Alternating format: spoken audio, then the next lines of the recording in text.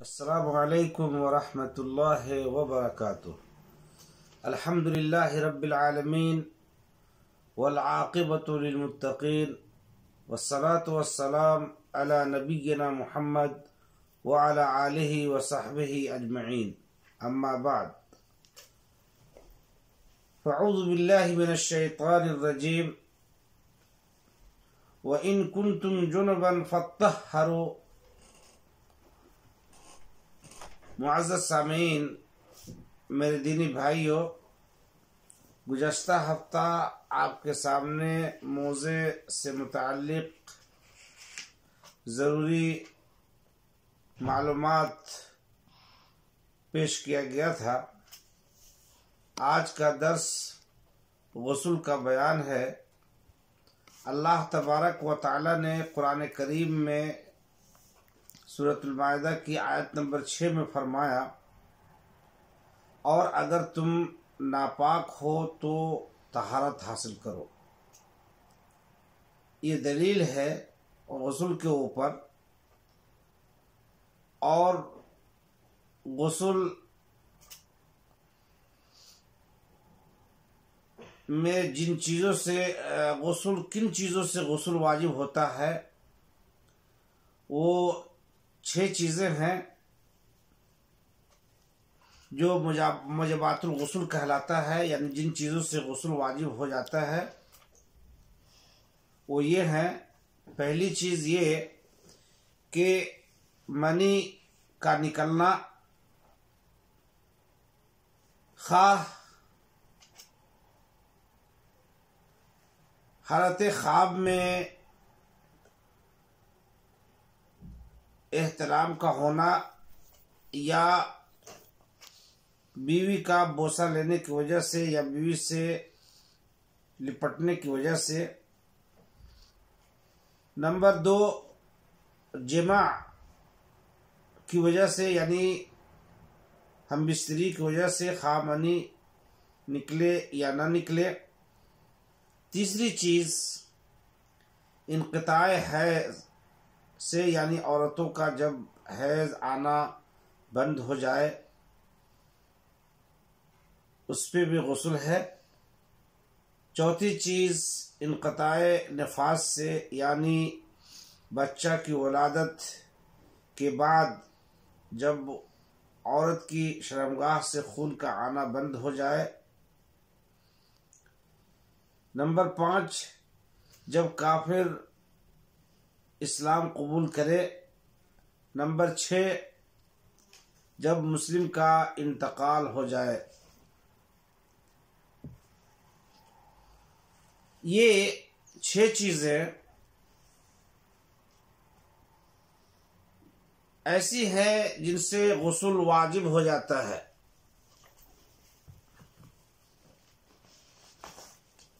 جنہیں موجبات الغسل کہا جاتا ہے۔ غسل کی صفت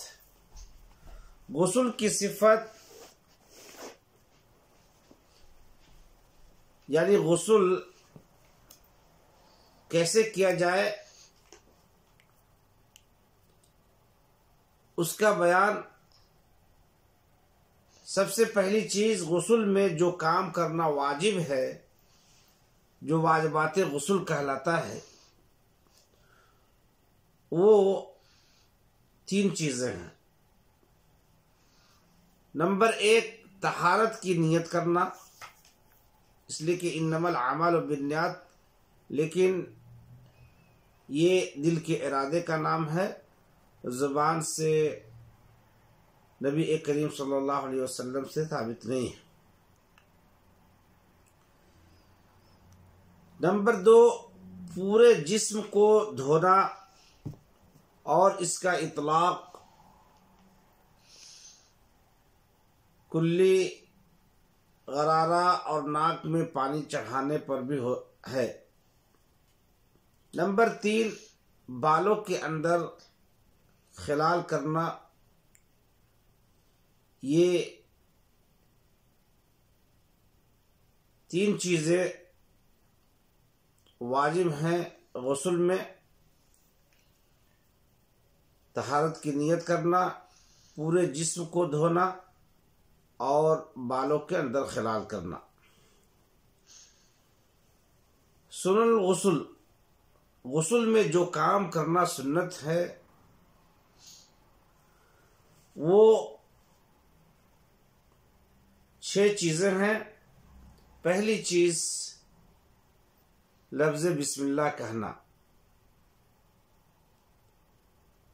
دوسری چیز دونوں ہتھیلیوں کو 3 مرتبہ دھونا، تیسری چیز شرمگاہ کو بائیں ہاتھ سے دھونا اور ناپاکی کو دور کرنا، چوتھی چیز وضو کرنا، اور 5ویں جو سنت ہے سر کے بال کو 3 مرتبہ دھونا، اور 6ٹھی اور آخری چیز پورے جسم کو دھونا۔ شروع میں پہلے داہنے حصے کو دھلے، پھر بائیں جانب کو۔ تو یہ آپ کے سامنے جو بیان کیا گیا یہ غسل سے متعلق ضروری باتیں تھیں۔ غسل کے اوپر دلیل بیان کیا گیا جو سورۃ المائدہ کی 6 نمبر کی آیت ہے۔ اس میں اللہ تبارک و تعالیٰ نے فرمایا وَإِن كُنتُمْ جُنُبًا فَاطَّهِّرُوا، اور اگر تم ناپاک ہو تو طہارت حاصل کرو۔ اور جن چیزوں سے غسل واجب ہوتا ہے اس کو بیان کیا گیا۔ پھر غسل میں جو کام کرنا واجب ہے اسے بیان کیا گیا، غسل میں جو کام کرنا سنت ہے اسے بیان کیا گیا۔ اب آپ کے سامنے ایسے اعمال جن میں طہارت کا ہونا واجب ہے اس کا ذکر ہو رہا ہے۔ حدث اصغر یعنی چھوٹا حدث جیسے پیشاب، پاخانہ وغیرہ سے طہارت حاصل کرنا، نماز کے لیے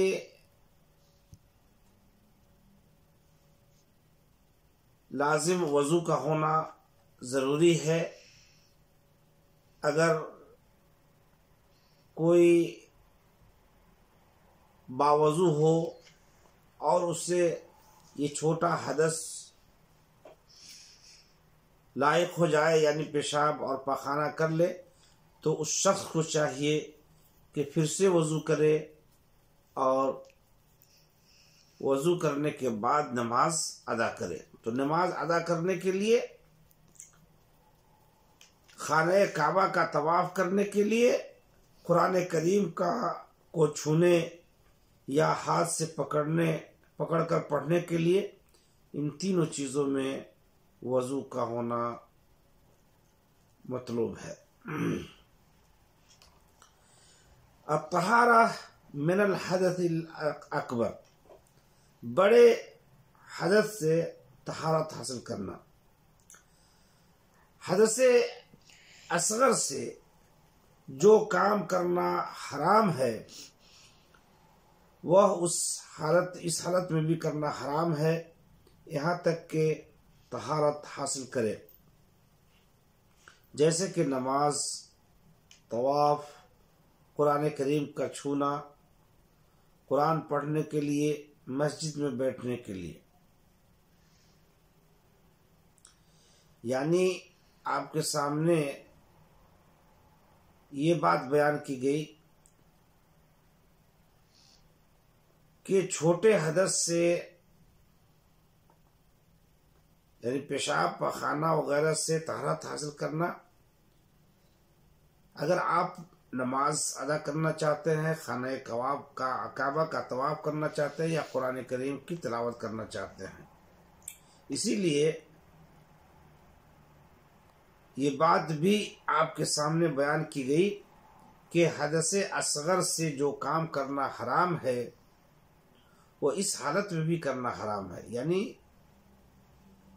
یہاں تک کہ وہ طہارت حاصل کرے، یعنی اگر کوئی حدث اکبر یعنی بڑے حدث سے کا محتاج ہے، اور بڑا حدث میں نے آپ کو پچھلے درس میں بتایا تھا کہ حدث اکبر کیا ہے اور کب حدث اکبر سے غسل واجب ہوتا ہے اور حدث اصغر سے وضو واجب ہوتا ہے۔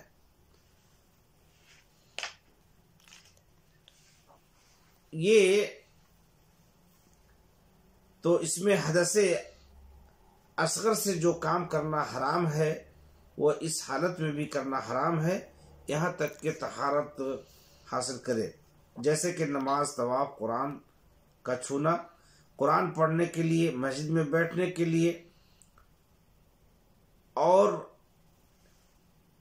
یہ چیزیں جو آپ کے سامنے بیان ہوئی ہیں، اس میں غسل کا بیان، غسل کیسے کیا جائے، اس میں واجبات کیا ہیں، سنن کیا ہیں، اور ایسے اعمال جن میں طہارت کا ہونا واجب ہے، اور جو کام حدث اصغر سے منع ہے، حرام ہے، کرنا حرام ہے، اسے حد سے اکبر سے بھی حرام ہے، جیسے قرآن کریم کا پڑھنا، نماز کے ادا کرنا، مسجد میں بیٹھنے کے لیے وغیرہ وغیرہ۔